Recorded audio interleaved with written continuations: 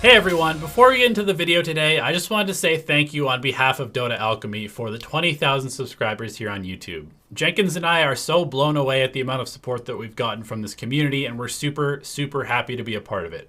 As a result, we wanted to do a quick giveaway with you guys just to show our appreciation for the continued support of Dota Alchemy. So we're going to be giving away a Pudge Arcana, and all you have to do to enter is just go to dotaalchemy.com. The link will be exactly to the video that you need to go to on dotaalchemy.com. It's in the description below. Just go to the video, make an account. You don't have to subscribe, and just comment on the video on dotaalchemy.com. Again, the link is in the description below. That will enter you into the giveaway. We will do the drawing on Monday, and the winner gets a Pudge Arcana. So thank you so much for your continued support.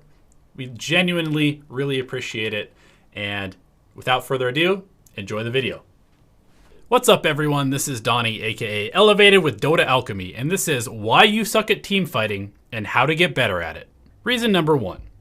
You show up with low resources. Now this one is pretty straightforward. When I say resources, I mean things like HP, mana, cooldowns of your big spells, and detection if you're facing invisible heroes. You simply cannot really fight if you can't cast spells, so you need to make sure you have mana, and if you show up to fight with very low HP, chances are you're not going to last very long and be able to even get off the spells if you do have mana. Some of the other resources like detection for invisible heroes or big spells on your allies are things that are a little bit harder to keep track of since it's not always your responsibility to have them.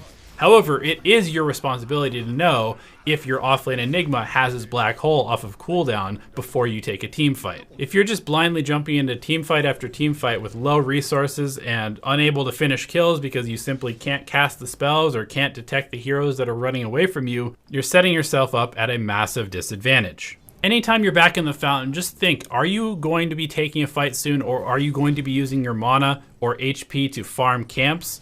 Buy yourself some clarities. Have a health potion in your backpack, and if you're having problems with invisible heroes, for the love of God, just buy some dust. It does not matter what position you're in, and if your teammates don't have it, buy it for them too, and just put it in their backpack. Reason number 2. You don't have a plan or target priority before you go into a fight. When you break it down, the decisions that you have to make during a team fight in Dota 2 happen in microseconds. That's not a lot of time to make up your mind, decide what hero you want to go on, decide what spell you want to cast and when, and then execute that action. If you have a plan of attack before you take the fight, you can make decisions inhumanly fast because they're already made. If you've ever wondered how that pro player consistently finds those 3-man RPs or 5-man black holes or massive game-changing echo slams, or gets their BKB off at just the right time, or manta dodges a skill that they barely even saw coming, it's because they planned for these things to happen. It's also how you see these teams come back from massive deficits because they figure out what the exact plan of attack is for a fight that will make it easy for them despite being at a 20k disadvantage. If you know that the enemy Warlock or Silencer is the ultimate counter initiator for the enemy team, and you are able to jump that hero and eliminate them from the fight, suddenly the entire fight for your whole team becomes way easier. And therefore, you're able to take a fight that you would normally lose but win it because you have a better plan than the other team does. I'll be honest, most pub games I've ever played, the fighting ends up being just 5 heroes randomly running at each other, and you notice how I said random, because the outcomes of these fights tend to be fairly random since there is no coordination and no planning beforehand. This is why you can have a massive impact in your ability to win team fights if you just do a little bit of foresight and plan what your next couple of moves will be. Positioning is another huge part of this equation, and knowing where you should be and when you need to be there. It's the difference between patiently waiting on the sideline for the enemy Silencer to use his ultimate too early and then jumping in afterwards and hitting that 4-man game-winning black hole, versus jumping early, black holing an important hero, but ultimately losing the team fight because you no longer have that big ability available to you. Reason number 3. You don't really consider the draft when heading into a team fight. Here's the thing. You probably picked your hero because you enjoy playing it and you thought it would be good for this game. But not every game is created equal for everyone involved. Each draft is different, and even though you might be the most godly invoker player in the entire world, if you're hard countered in fights by multiple heroes on the enemy team, you're going to look pretty mediocre on the hero. It's really important to pay attention to how hard it actually feels to take fights, and this can even change throughout the course of a game depending on the items that every hero has. And it's also really important to apply this to your teammates. Just because you last picked the perfect hero for the game and countered the entire enemy team does not mean that the rest of your team has countered the enemy team. In fact, most of them have probably been counterpicked by the enemy heroes and are having varying degrees of difficulty getting things done.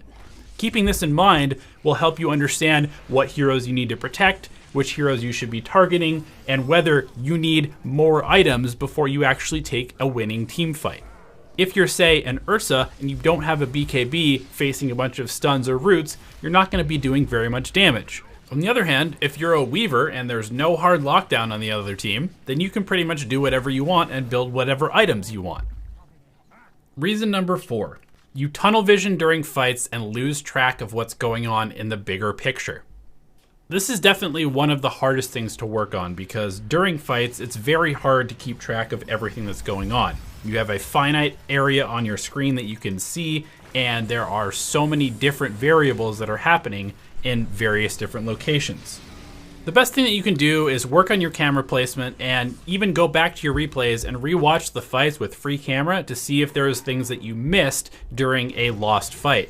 Developing this broader awareness will allow you to notice when important spells have been used that can change the fight, whether they're on cooldown or not. It will also allow you to notice when your teammates might need help, whether they're in trouble and close to dying, or whether they are close to finishing off an opponent but don't have enough damage without your help.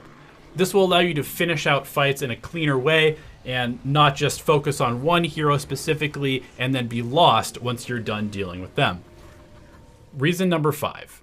You believe that your life is the most important part of the game, and losing it is the worst thing that can possibly happen in the entire game of Dota. This is another aspect of team fighting that is really difficult to understand and varies drastically between different games and different lineups.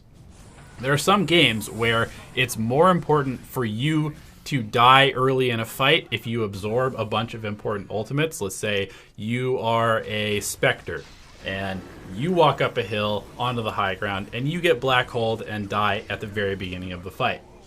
Sometimes this is what you need to have happen to win the fight because the black hole is now no longer available and you have buyback, so you're able to just buy back and haunt into the fight. There's a lot of players out there that would be too scared to sacrifice their first life, and they would just simply wait for their team to maybe initiate the fight and hope to be able to press haunt at the perfect time. And as a result, their teammates all get black holed and die, and suddenly it's just Spectre against 5, and Spectre loses the fight regardless. So in that situation, it's much better for the Spectre to die because they have a method for rejoining the fight, and they have the ability to trade that one life for essentially the only win condition that the other team had for the fight. Another good example is if you're an initiating support, let's say you're an Earth Spirit or an Axe or a Lion with a Blink Dagger, and you see an important target on the other team, but they also have very good counter initiation. Let's say they have a Global Silence and a Magnus with reverse polarity off of cooldown. You jump in on an important hero and suddenly the other team is going to have to react, and most likely they're going to react in a panic because they don't have a plan for the scenario. So the Silencer is going to press Global Silence, the Magnus is going to jump in and RPU, and suddenly as a support or an initiator like an Axe, you've absorbed 2 game-winning ultimates for the price of your life. And now the rest of your team, despite being 4-on-5, doesn't have to deal with those extremely important game-winning ultimates. And as a result, they can then counter initiate and take a fight on their terms, with a big advantage in terms of the cooldown resources available to them. A final part of this question that I wanted to answer, because we've been getting asked this a lot, is if I'm a support, should I die for my carry? And the answer is it completely depends. If you don't have buyback and you need to be able to take a 5-on-5 fight and your carry does have buyback, then you probably should not trade your life for theirs, because they will be able to get back into the fight and you will not. On the other hand, if you trading your life will allow your carry to live and save the game, then it's totally worth it. Also, if you trading your life will allow your carry to win the fight, then again, it's probably totally worth it. Buyback plays a huge role in all of these scenarios, but even without buyback, sometimes it can be worth it to just die for your team if it means that your team's going to be able to win the game as a result of it. In a lot of these scenarios, it's just going to come down to your own judgment, and that requires you to have played enough games to have acquired the experience and knowledge necessary to recognize when it's a good situation to trade your life for a teamfight win. Reason number 6, you continually take bad fights. And that might sound like a very simplistic thing to say. Of course, you don't want to take a bad fight. But let's actually define the term bad fight, because I think that makes it easier to recognize these scenarios in a game and just completely avoid them. I define bad fights as any fight that you have a very clear disadvantage in either positioning, numbers, or vision.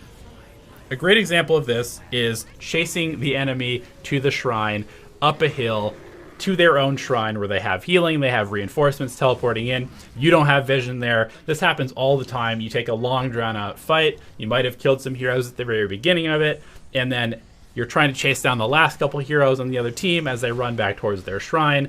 Their teammates are respawning, TPing into the shrine to save their team, and suddenly you're running into full HP, full mana, full cooldown heroes up a hill with no vision when you are at low resources from having taken a long drawn out fight. Sometimes these situations are a little bit harder to recognize than others, but for the most part, it's pretty easy to know when you have 2 heroes in a location starting a fight against 4 heroes on the other team.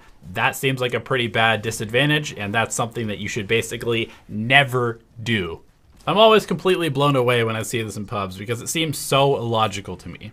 On the other hand, if you are jumping into a fight to start it and your teammates are running there or teleporting in to reinforce you, that's a completely different story. That's basically like the previous point of trading your own life to win a fight. Sometimes you have to be the one that gets there first and keeps the other team there to bait them into a fight that you can ultimately win. But usually that requires some good communication between you and your teammates to pull off. I know that team fighting is the most fun part of Dota, but it's not the only part. And if you're always looking for fights and not selecting the good ones, you're probably throwing away a lot of games. Alright everyone, thank you so much for watching this video. I plan to go into more depth on each one of these points in subsequent videos, so stay tuned for those on DotaAlchemy.com. I really appreciate you watching this. Please let me know if you enjoyed this video, and we